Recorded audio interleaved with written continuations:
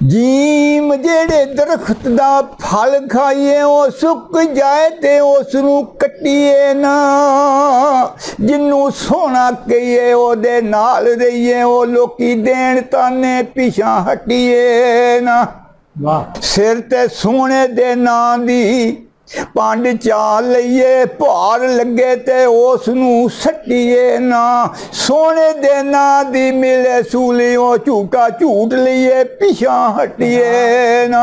उत्थे भी सिरगां विच कर सोना होवे, ओ सोना उत्तों मूँह वालों सोना ना होवे। आंदा है किसी घुग्गी ते किसी घुग्गा, वो दरख्त उत्ते बह गए। जिसले बह गए ना ते घुग्गा आंदा है घुग्गी नू उड़ चलीए। जना हेठ बह गया आके खतरा है, वो चादर चंगी वड्डी लई सी उहदे विच ही इंज करके उन्होंने वलेटिया सी कम।